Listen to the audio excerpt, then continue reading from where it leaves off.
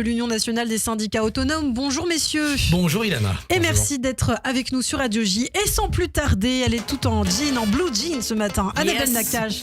Bonjour Annabelle. Bonjour, nous recevons Laurent Escure, président du syndicat qui monte l'UNSA, Union nationale des syndicats autonomes.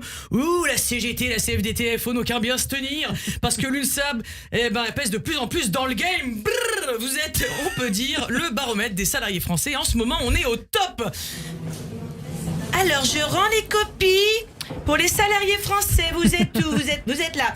Alors, niveau satisfaction du salaire perçu, passable, n'atteint pas encore la moyenne avec une note de 4,9 sur 10, il y a du relâchement.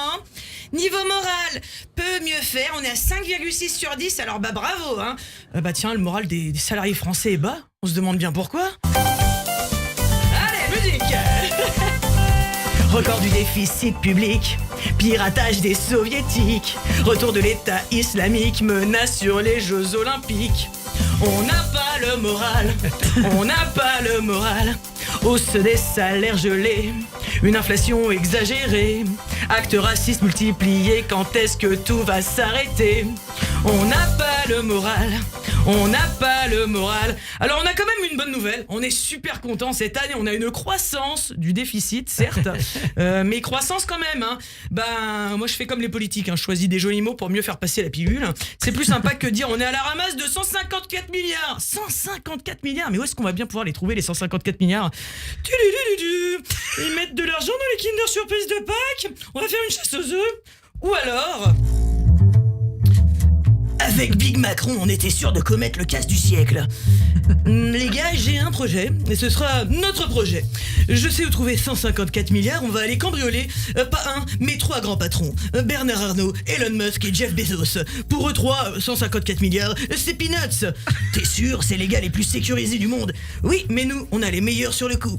Il avait raison, on avait les cadors, la crème de la crème. Bruno Le Maire, veilleux. On va quand même pas augmenter les impôts, on sortira pas un sou de la poche des Français. Enfin, en tout cas, on fera en sorte que ça se voit pas. Il y avait aussi le petit nerveux, Gabriel Attal, feu aux miches. Qu'est-ce qu'on peut faire, en plus? On leur sucre les allocs chômage, ok. Et appelez Belloubet, elle va bien nous trouver des munitions dans les cartables. Le plan va fonctionner comme sur des roulettes. Eh oui, il va falloir beaucoup d'imagination pour trouver tout ce blé. À long terme, l'idée c'est qu'il faudrait inciter les seniors à bosser plus longtemps et qu'on encourage les Français à faire plus de mioches parce qu'il faut bien qu'on trouve des futurs blaireaux pour payer nos retraites à tous. Les seniors et le boulot.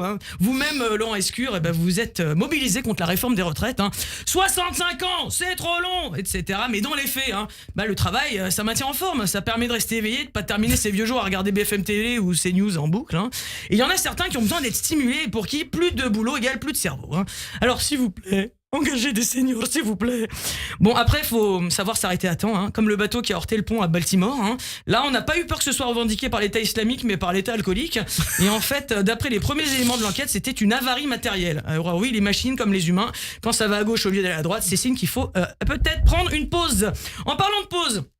Après Ukraine-Russie, après Israël-Hamas, on aspire à des nouvelles plus légères et malheureusement, tous les observateurs géopolitiques, Paris Match, Closer, Public sont sur le coup et constatent avec effroi le nouveau conflit mondial qui vient d'éclater. Le pays du Danse avec les Staristan qui subit une guerre ouverte entre 2 de ses candidates, Inès Reg et Natacha Saint-Pierre. On espère un cessez-le-feu imminent, contrairement au Hamas qui refuse tous les plans pour libérer les otages, elles trouveront un plan pour libérer les tensions. Des fois, comme dans les Disney, rien de tel qu'une bonne chanson avec les bons mots pour apaiser les tensions.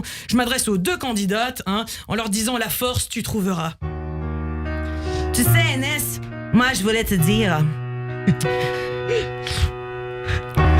comme tout le monde, j'ai mes défauts. J'ai pas toujours les mots qu'il faut. C'est vrai que me traiter de salope c'était chaud, mais Natacha, si tu lis entre les lignes,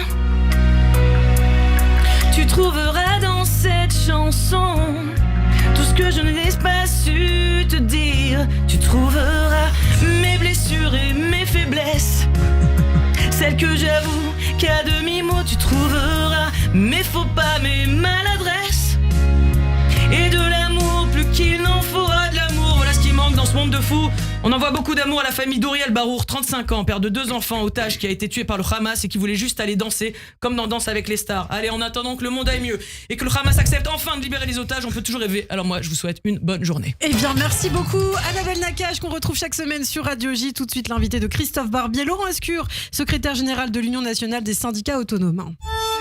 Les grands débats commencent.